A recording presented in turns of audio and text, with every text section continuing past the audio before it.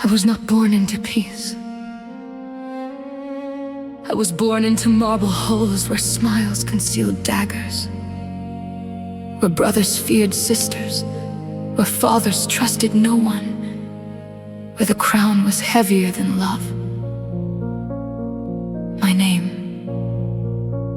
Cleopatra. Before history turned me into a legend, I was simply a girl learning that power could disappear before sunrise. I studied words from distant lands. I learned the language of my own people. I listened more than I spoke, because every whisper inside the palace carried another secret, another betrayal, another funeral waiting to happen. When my father died, they placed a crown upon my head. Beside me, they placed a child they called king. They expected me to obey.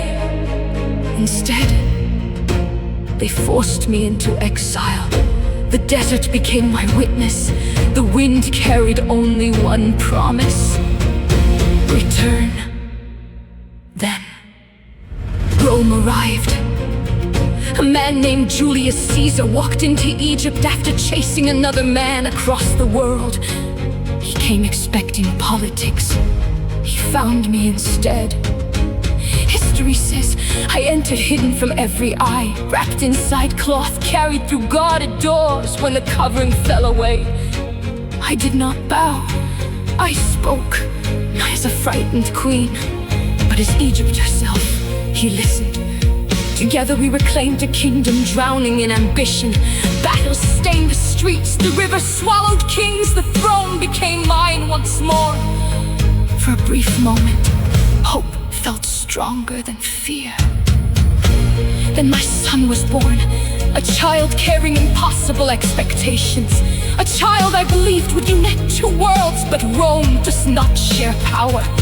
Rome consumes it. I stood beside Caesar. I walked through the greatest city on earth. Some admired me, many feared me. Whispers became accusations, accusations became knives. 23 wounds ended the life of the man who changed mine forever. The marble remembered his blood, and I remembered that queens do not survive by mourning too long. I returned home, but destiny was not finished with me. Another Roman entered my story, Mark Antony. He summoned me. I arrived as no prisoner. The river reflected gold. The sails caught the light like fire across the water. I wanted Rome to see Egypt, not begging, but shining. He looked beyond the spectacle. He saw me, and I saw a future I desperately wanted to believe. Together, we laughed, we ruled, we dreamed that love could outlive politics. How foolish hope can become when empires grow hungry. Rome turned our names into weapons. They called me a temptress, a witch, a threat. It was easier to fear me than to understand me. Then came acting. The sea became a battlefield. Smoke erased the horizon.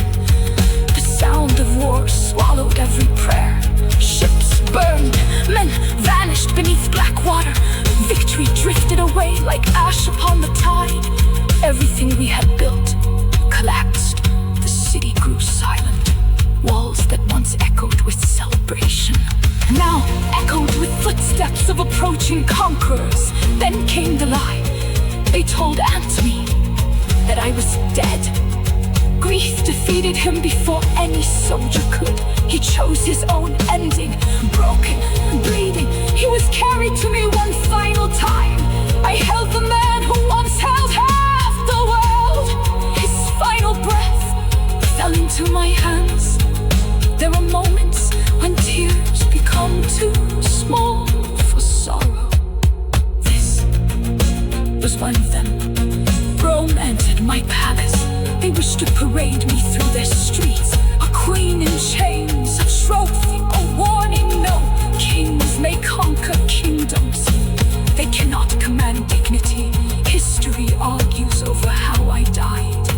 Some speak of a serpent, others whisper of hidden poison. Perhaps it no longer